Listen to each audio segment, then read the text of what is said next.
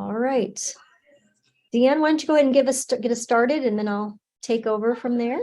You bet. Hi, everyone. Happy Monday.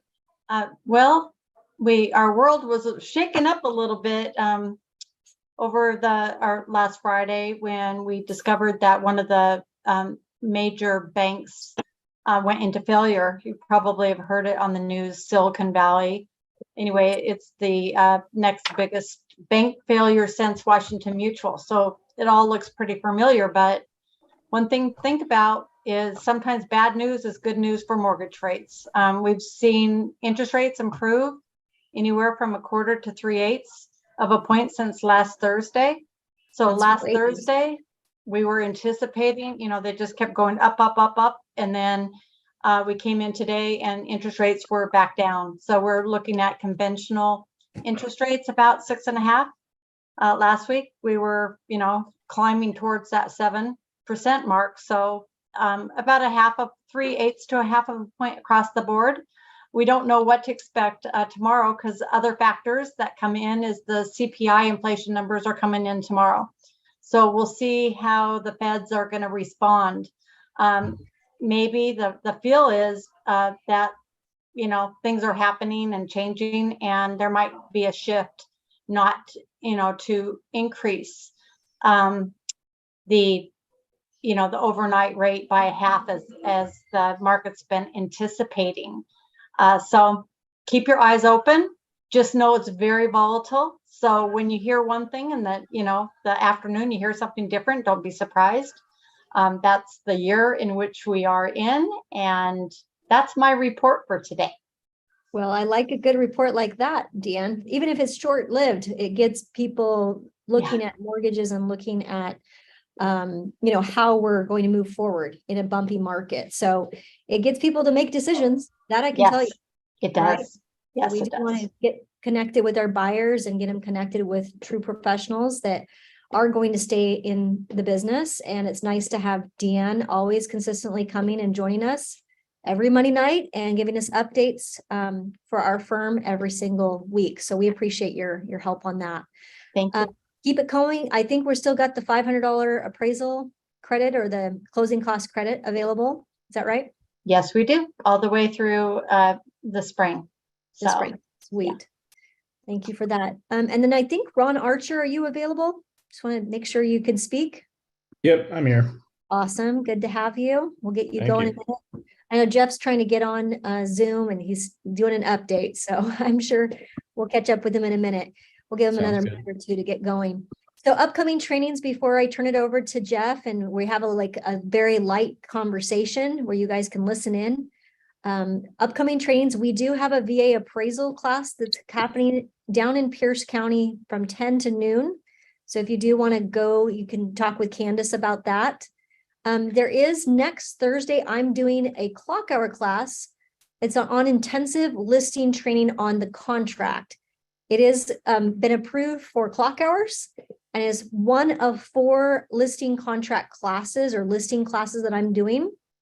And for the month of March, they are free. So if you want to sign up for that class, just let me know or let Candace know or Brianna that you can make the clock hours in Tukwila. And I think you guys will get a lot out of it. And it is clock hour approved. So that will be next Thursday. Friday is the ultimate open house, how to do one. We know there's been a lot of people, even from outside of Best Choice Realty, that are interested to know how we're going to be training that class. Again, Candace also is running that. And if you want to participate, let her know, or just RSVP, let us know. We are going to have just on site and she'll give you the location of where they're meeting. So 10 to 1, March 17th, that would be St. Patty's Day on Friday. So a lot of good stuff coming up. Thank you, Shannon, for putting that together. Do we have Jeff on? Or are we still trying to get Jeff Scott on? No, I am here. There we go. Okay, awesome, Jeff. Can you see me? I can. There you are. Hey, super. So just a little background about Jeff. People are like, why are we having Jeff Scott on? Because Jeff is a rock star. Who the heck is that guy? I know. I wanted to have Shannon show your website. Jeff came to me. Gosh, we talked. It's been since 2018. Time flies when you're having fun, Jeff. Has it been that long? Yeah, it has actually. Wow. So you came to me and you had a great business idea back then. And it's one of the first, I think, DBAs we did. There were several DBAs. So if you look up Jeff Scott, Norwest Property Shop, that's who we have here tonight. And he is with Best Choice Realty. So when you search Best Choice Realty, it's funny because Norwest Property Shop actually comes up, I think on page 1 or page 2.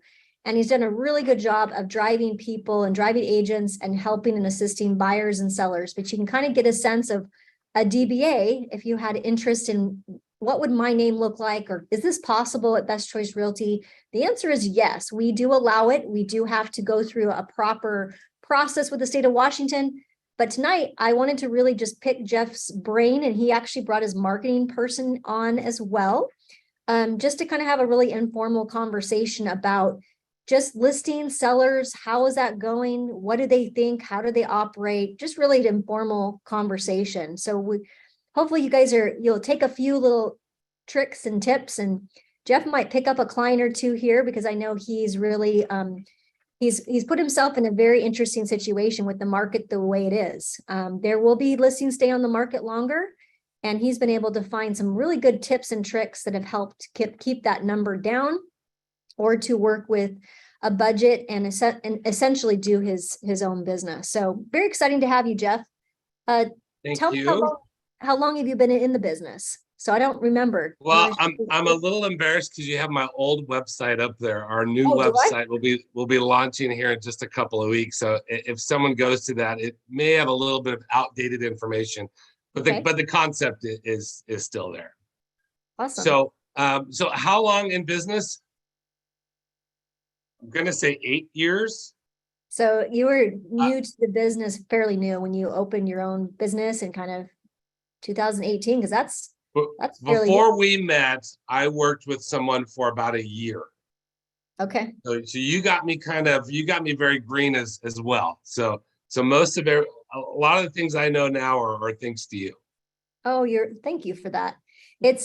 It's interesting because I've recruited so many brokers over the years and done so many trainings, but it's impressive what you've accomplished in that short amount of time. So it's very cool. Candace was super excited to have you on tonight to kind of pick your brain on a few things. So Candace, if you want to unmute, if I miss something, be sure to speak up or send something in the chat. Okay, I will. Awesome. So Jeff, tell me what your process is for working with a seller. Process for working with a seller? Yep. Well, is to give them value they're not going to find anywhere else. So what value can we add as a listing agent, or even as a buyer broker, but in particular as a listing agent? What value can you add that they can't get, from a Redfin agent or from a Windermere, or what makes you stand out over others? And if you're sitting there and the value that you're adding is just a purchase and sell agreement, and you're just putting a sign in the yard, that's they could get that type of service anywhere else. So stepping up that level of service and giving them avenues, giving them marketing avenues, and really selling the house the way others don't. If that makes sense. So we can go over what that looks like. Sure. Go ahead and break it down. And you do a pretty unique job. And that's why I wanted to have you jump on, because we're looking for unique ways of getting Best Choice Realty and promoting their individual brands throughout the state of Washington and now into Idaho. And it's been fun to do so, to see some of the signs go up and see some of these unique ideas. Maybe give us a couple ideas that have been home runs. Sure. So my business model is pretty much we flip homes for owners. That's kind of the phrase that I use when I sit down at a listing appointment. And what that means is we'll go into a home, we'll sit down, we'll evaluate the house, we'll let them know what that house could sell for in its current condition, and then what it would sell for if we did small remodeling or even home staging and things like that. So we call it flipping homes for owners. So fortunately, the group that I have surrounded myself with, we're able to offset a lot of those remodeling costs, and all the way down the line, the listing costs, Ron with the photography and marketing, we're able to save all of those costs and just charge it and have it come out of escrow. So that's a big win-win for the client, and that adds a lot of values as well. So having these people, how did you determine these photographers? I mean, if I'm a new broker, Jeff, and I'm like, gosh, I need to get some listings, I want to work with sellers. How did you vet those vendors out? Did you have a process you went through to figure out who would be good to? A long process. Okay, I thought so. It's tough. So I brought Ron Archer. He's my go-to photographer, marketing guru. He was tough to find. Okay. He took me better part of 4 years and about 15 to 20 different photographers before I found Ron. Now I want to marry Ron. Ron is fantastic, and having someone like Ron, photography is so critical in what we do and how we package a home before we list it. Just your normal photographer that you're going to find at, I call them kind of the big box stores, real estate photography groups. They're okay, and yes, they worked perfectly 2 years ago. But now, if you're trying to step up your game and win those listings and really showcase a nice property, Ron takes it up to a whole new level. Okay. And Ron, if you can unmute real quick and just tell them the difference between and how you use your photography from a real estate side and also as a design side. That sounds incredible. Yeah, absolutely. And so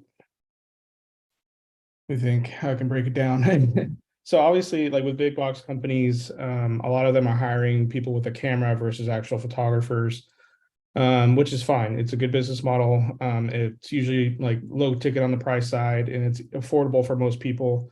But they're not properly trained. You know, they get a generalistic idea of like, hey, go to the corner, shoot as wide as possible, show as much space as possible. That's fine. Shoot that, and that's good. And, you know, go from there, and that's all you need. My background is more of like in a boutique style of photography. I really like to add a design element to all my photos.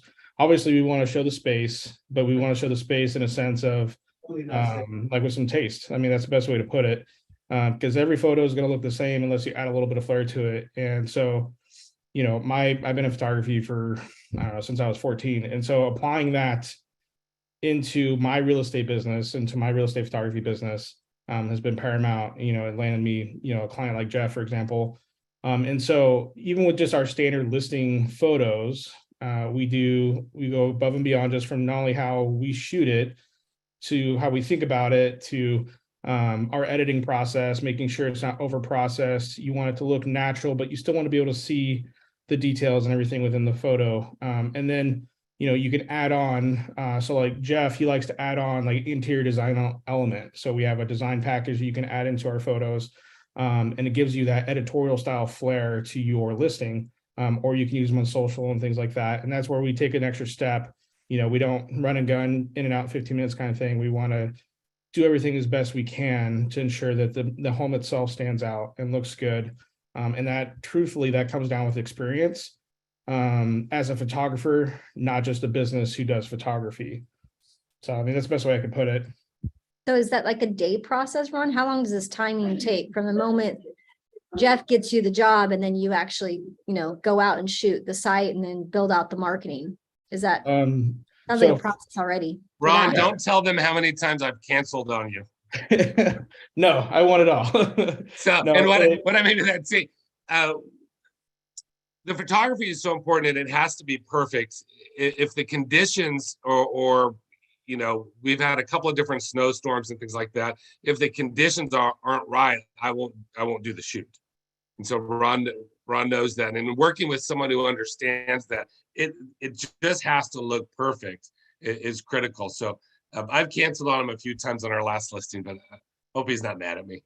No, not at all. You're worth it. We like to be as patient as we can be with everything. And obviously you can't predict snow or weather circumstances. We can usually work around most weather. I mean, I'll shoot in the rain, And you can edit out rain through a different process. But as far as going back to your earlier question, as far as turnaround, we still have the same turnaround. So we turn around within 24 hours. I try to deliver everything in terms of photos within by noon the following day is my goal. Sometimes it's a little later. When it comes to doing design shoots, so let's say you did a normal listing package and you wanted to add that design package to it. So you wanted, 5 to 7 editorial style images. We take it a little bit longer. So sometimes that can be 24 to 48 hours to turn those images around. Okay. But most of the time it's around the same time, if we're only doing 5 to 7 images, it's going to be right around the same time we deliver your MLS package as well. Are you also doing, Ron, the placing furniture? Do you do that, or do we have to take your photography and then send it off to somebody else to do virtual staging? You do we virtual virtual staging as well. Yep. Okay. Fantastic. So that's something above and beyond, Ron, that, you're right. The kind of big box shops, they just kind of get your stills. Sometimes they do videos, sometimes they don't. There's additional packages, but it sounds like you do just about anything related to photography and marketing. Yeah, absolutely. I started off purely just doing real estate photos as far as with my business. And now we're branching into social media marketing and everything with agents and branding. I do lifestyle shots, portraits, anything that deals with agents that we can help your brand stand out is what we want to work with. But and I agree, with the box shops, I was training or trying to recruit another photographer onto my team that does more of the headshot stuff, but she worked with another bigger box company, and she didn't have her own camera. She was using their camera, and she showed up with this janky tripod and the camera was wobbling back and forth, and I was like, "This is your setup?" She's like, "This is what they gave us." I'm like, no wonder. It has nothing against her or anything of that nature, but even with my team, I've been very specific. I have a small team. I have a full-time photographer, another full-time photographer, then a part-time photographer. And I vet heavily, just like Jeff vets for me. I make sure these people, if either I'm going to train them from the ground up, or they already have a solid background and they're open to coaching. And so I have one other photographer that's done phenomenal and does everything that I do as well. And it's been really good. And so I take my time with everyone just to ensure that they know our process and our standard and everything. And also going back to the turnaround time, when it comes to video work, that's 48 to 72 hours, give or take, unless we do some sort of rush delivery or anything of that nature. But for the most part, that's usually within 48 to 72 hours. Awesome. Well, thank you for more details around that. The next question I have for you, Jeff, would be, so I've heard about you doing these ultimate open houses. You want to share a little bit about how successful that was and the grand open houses? Because I think people think there's a lot of work that goes into putting that on. And I if you can share a little bit, I don't overshare and say, don't make it seem easy, because it is not. It takes a lot of work. It is not easy. Yeah. It's not easy, and it's not for every property. It's only for the right property. And the right property means it needs to be a property that shows well, that's priced well, that enters the market as a very attractive, a prospect for a buyer. If the grand open house doesn't work very well if, let's just say, you're trying to use it on a lower end flipped type situation, or a house that hasn't been updated in the last 20 years. But the grand open house, what is it and how did it start? So I worked with a real estate group down in California right before the pandemic hit. And we were discussing and we were meeting, we were talking about, how can we represent and sell the house better? And we came up with, okay, what is a big part of listing? And that's the open house. And most of the time, well, at least from what I see, a lot of the listing agents will push off the open house to another agent in the office, and the experience for the buyer is somewhat the buyer doesn't feel welcomed when they come into an open house. They come in, someone's sitting at the kitchen table, and it's not really meant, the open house is not really meant to sell the home. It's just meant for the real estate agent to gather more clients. So how could we utilize an open house to actually sell the home?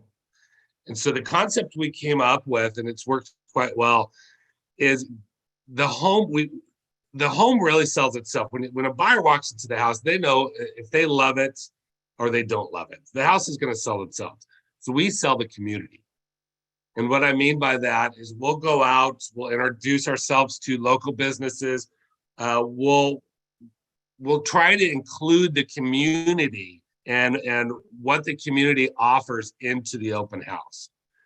Now it takes a lot of time. You're absolutely right. A grand open house takes 2 to 3 weeks to prepare for because it's that extensive. But what does it look like? So when a buyer walks into one of our grand open houses, they'll walk in, they'll automatically get an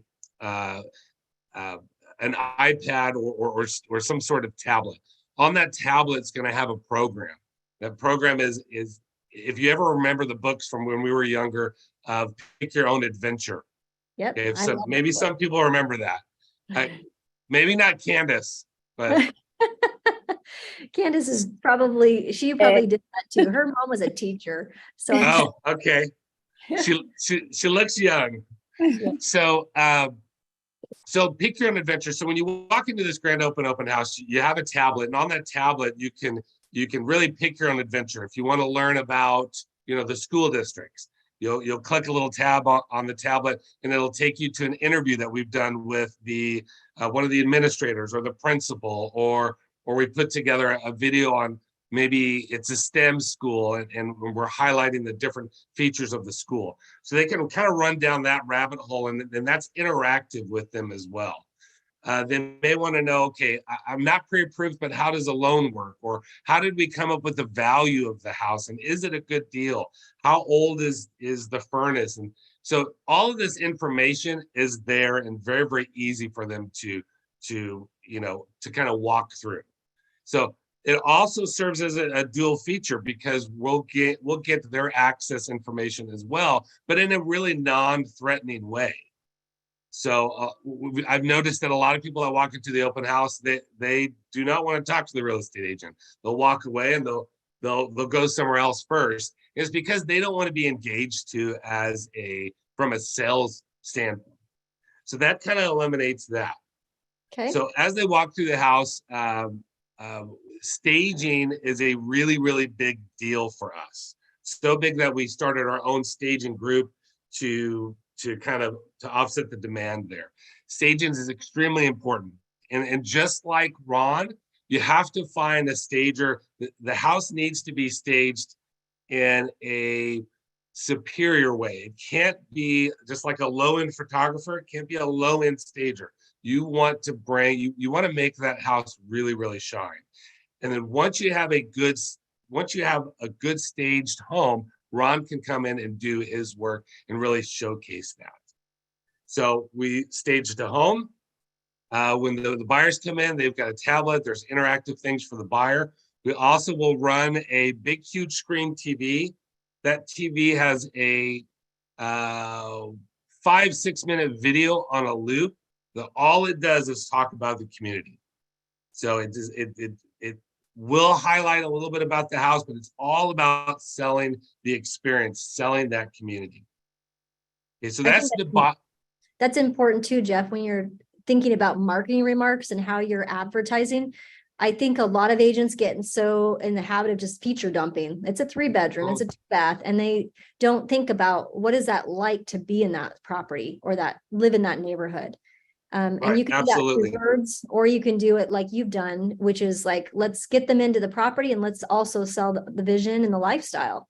That's what people want. I think that's what sellers are wanting us to do, but they're so accustomed to just the cookie cutter way of, oh, go out and do a listing, and then they put it on the market. They bring a photographer out. It's taking more time to prepare, and also it's also taking some more money. I mean, you have to have some money in the game.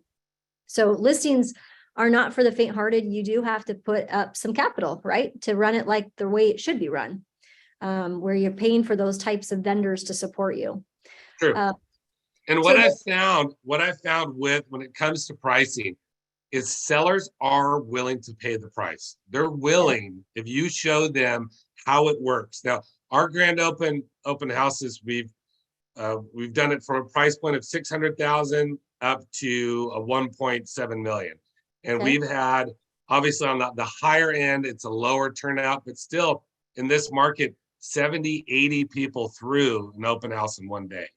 The lower end, we got over 100 people through the open house. Now, granted, our open houses are long. They start at about 10 in the morning, and they usually aren't done until 6 p.m. So it's a full day process. Yep. And then do you serve food, and is it catered? Like how is that done? Is that paid for by the real estate broker or by the seller? How do you run that point? Sure, it's all about the experience. So as the buyer walks into the property, they've got that tablet. We've got a little bit of music playing, but we also couple it with Gino, which is he does the hot wings for the Seattle Seahawks. Okay. He comes out, he does a pop-up kind of tent atmosphere in the backyard, and we serve free hot wings all day long. And, Awesome. and it's not one or two, they get a big serving of family style hot wings. So that's all paid for from them. And what you find is you'll find that people will start to gather, they'll start to talk. You'll really be able to either, one, sell the community, but two, if that community and that house is not right for them, you're there and you're less threatening as a salesperson, and now you're just a host in a party. And it's really made a huge difference on how many people engage with us to and they say, hey, look, we've got a house to sell. We would love this type of treatment on our listing. Can we call you? So you're picking up business just from the act of putting all this time and effort into something that's very, very fruitful. Right. It's not our primary reason for doing it, but it's that is definitely a benefit. Now, on the hot wings, so this is probably the most important part of the grand open house, and it's how do we get that amount of people to an open house? Not everyone's going to know that there's going to be hot wings served. Matter of fact, we don't even put it in the MLS that we're serving food or doing anything like that for the most part. We've got a very robust marketing campaign. So we're marketing this on Facebook, Instagram, all the normal social media channels, but we also do 2 types of flyers, and we pass it out door to door to 1,000 homes within the community. And we invite the community to come take a look, grab some hot wings, have a good time. And we pass out 2 different flyers. We'll do a postcard, just a traditional postcard, open house, free hot wings, come grab them before they, before they're out. And then we'll also do a private letter directly to them. And that private letter usually comes from the owner of the house, inviting them to come over and take a look and thanking them for allowing him or her to live in the community that they loved. And you'd be surprised. Lots and lots of people. The one we did in West Seattle, we had people coming in the neighborhood just to thanking the owner would be there, and they've never even met yet. And so it's a very good reason, or it's a very good way to tie into the community, because you want the community, you want people in the community there at your open house to talk to potential buyers.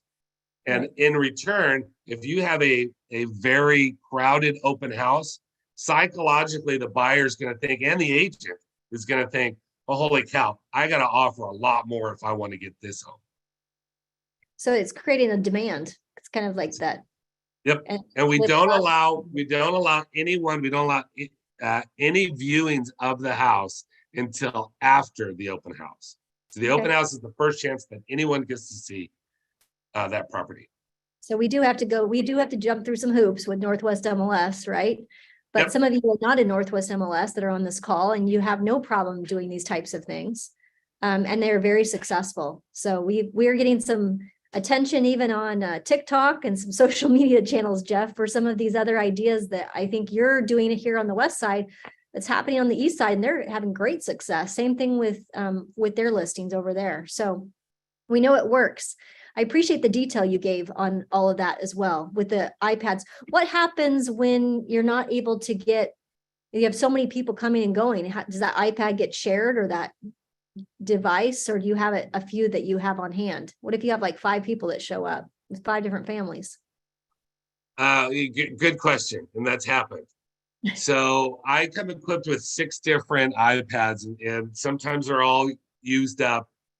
I got to buy more iPads. I mean, there's not much I can do, except for I do have some flyer and some printed material, and I work with other agents. I'll bring in other agents to help, and we'll kind of mingle them around the crowd and talk to people. But I do run out of the iPads. Okay, so that's something to keep in mind when you're kind of planning this. So it sounds like with all of these vendors like photographer, stager, flyers, all of the components, and then the open house on top of it, are you kind of, sounds like you will probably be very busy this spring. How much time do you give yourself to put all this together? Is it a month? Is it, I mean, A month is usually. It all depends if there needs to be some sort of remodel package, if we need to stage it. We're very extensive in our staging, so it's not a 2 or 3 hour process of bringing furniture in. Sometimes it can take a couple of days. Ron needs to kind of look at my staging and approve it. How is it going to look in photography? Should the couch be over here? Should we change the tones that we're using overall? I mean, there's just a lot that goes into it, but I would say about 3 weeks to a month is about the right time frame. so there's no harm in talking with a seller who's thinking about listing this spring. I mean, we're in spring right now. I mean, almost you should be talking to sellers that are looking for summer, right? If it's going to be that much of a, connection and preparation, and you want to be involved. It sounds like we need to start that process a lot earlier than we probably were thinking, if you're wanting to do the kind of work that you're doing. And you're getting when we talk about commission rates or compensation that are owed to sellers, I can vouch for Jeff. He does get a very, very good commission rate that he negotiates because he knows how to talk about his value. So I appreciate you sharing all that. Do you have kind of an average price that you spend per listing, or do you budget for, Jeff, on when you take a listing based on the price point, or how do you know how much is going to cost you? So I know exactly what it costs, and it's in the ballpark of $10,000. Okay. So it's and that will scare off a lot of people, but within that bill, you have a staging bill. We take care of photography, and Ron's doing photography. Anything you can think of, we're usually doing. Drone work, cinematic videos, special TikTok videos, Instagram, Facebook. All of these things quickly add up. On top of that, you've got the free food. You've got you're paying someone to walk around and pass out 1,000 flyers. All those things adds up. So it's usually about a $10,000 commitment. And what we do is we charge an extra 1% on the commission rate to offset that. And so that kind of you're able to make those numbers work because you know that it's a sellable listing. And then you have the protection of our contract that also protects you for that as well, right? That says that you're a contractor and we could put a lien on their house, right? If that's for some reason they wanted to cancel their listing. Yes, we roll it into a 4%. We call it a listing commission, but it's really, we take that 1% and we manage that 1% for them. So that's paying for their marketing, that's paying for the open house, that's paying for everything that we're doing. So that 1%, we're really not making anything on that. Most of the time, we're exceeding that. Right. But it allows us to manage that 1%, and really the seller, they don't see that anyway because it comes out of escrow, so it's not as threatening to them. Awesome. No, and that's compensation is negotiable, right? So if the seller looks at what Jeff's doing and compares it to what Rochelle's doing, they're like out all day long. I mean, Jeff's got the time and the money and the resources and the connections and the relationships to make that happen. So I certainly could say, if you were to compare your listing strategy to mine, right, with my position where I'm at in the company, Jeff, I mean, hands down, I think your strategy would net potentially a seller even more money. I mean, so because you're driving all of that activity in that local area. I may have a little bit more time than you, I suspect. Very good. Candace, did you have some questions? We had a few questions I asked that came directly to me, Jeff. So they were very, they're quiet, but that's because they were being respectful of what you had to say on the chat here. Was there any other questions that you wanted to ask Jeff? Candace specifically, was there something that needed to be asked? I mean, I think this was great. He's been very thorough in sharing, what he's doing and, the cost. I think just understanding too, this is not necessarily something that you do for every listing, but just the process of marketing and doing our best to get our clients to understand, what just the simple staging or the photography can do to a listing. That's great. Is there any questions specifically that you have for Jeff that you've heard other agents ask? I mean, I guess the biggest question, the preparation time frame, the cost, he went over kind of what the cost is for that service. And this is something that Jeff offers to us agents too, right? Is That's something that we just started this year, because we've developed our own staging group, and we've been kind of recruited over this last summer to help out some other agents that may have had a listing that didn't get a lot of traction. We'll go in, we'll rebrand it, we'll restage it. Ron will do his magic. We'll do the grand open house. So it is something that we do offer, and or more than willing to help another agent get started on their own process of a grand open. Wonderful. What happens when the listing doesn't sell, Jeff? What happens? You have a plan for that? I'm sure you probably thought about that. Or does all your listings sell? I haven't had a listing that did not sell yet. Okay. I've had some that's a very recent one we're actually going under contract tonight. That one took some time, and that had a grand open house, and it had a great big following that came through in the during that grand open. So all the marketing pieces worked. Had about 500 people plus through the home, over the last month. So the marketing pieces worked. Unfortunately, on that particular transaction, the seller didn't want to be, was just overpriced and wouldn't come down the way it should have came down until they got into a free fall situation. So Price right. I mean, so yeah, all said and done, sellers look to us as the market and advertise and do everything you possibly can to get them top dollar. But at the end of the day, it's a combination, really, right, of price as well as terms and condition, availability, and then marketing. So it kind of comes down to all of those components working in conjunction with each other.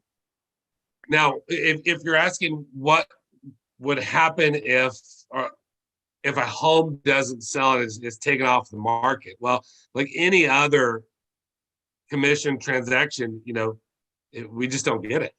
Yeah. At least the 3%. The 1% is still there to cover the cost of the marketing and things like that.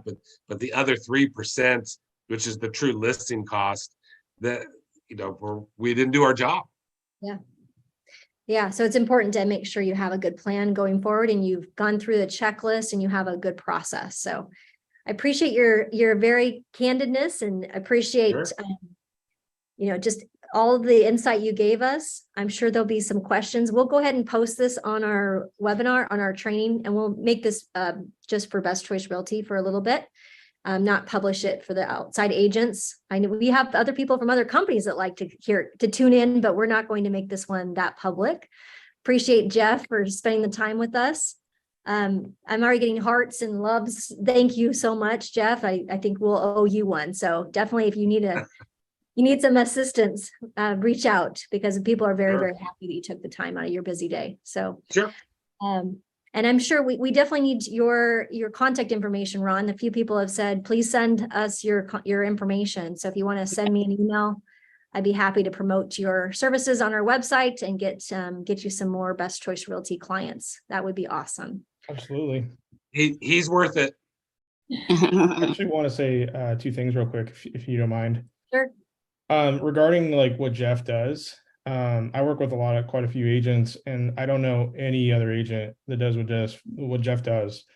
And I remember when my first house I shot for him, and he kind of was explaining what he does. I was like very confused, and then he sold that $1 million house within a week, and I was like, oh, this works. And so it genuinely does work if you apply it and go to heart with all of it and just kind of go all in. And that's one thing with Jeff, like we talk about everything in terms of media, and he's like, all right, let's do it. Like, let's go. Like, there's no hesitation. And so I think it's very important. And again, standing out is very important. Building your brand is very important. Being on social, all those things that everyone tells you to do is all very important. And then, Sounds like there's a good trusted relationship between the two of you. And that's not easy to find. I can attest to that as well. I mean, having somebody that gets you and that you trust, that, you're getting what you get is what you pay for, that kind of concept, you want to make sure that it's worth every penny. It sounds like, and I've seen your photography. It's really, really nicely done, and the marketing you put around it. So kudos to you. And thank you so much for complimenting what Jeff is already doing on a large scale. So we're excited to have you on board. Absolutely. Fantastic. Well, it's a short one. I don't know if Jeff told you, we do 30 minutes and then we're already over. So have a great week, you guys. Next Monday, we'll be talking about another listing topic. So thank you so much for your time tonight. Have a great week, and we'll catch up with you soon. Thanks, everyone. Thanks, everyone.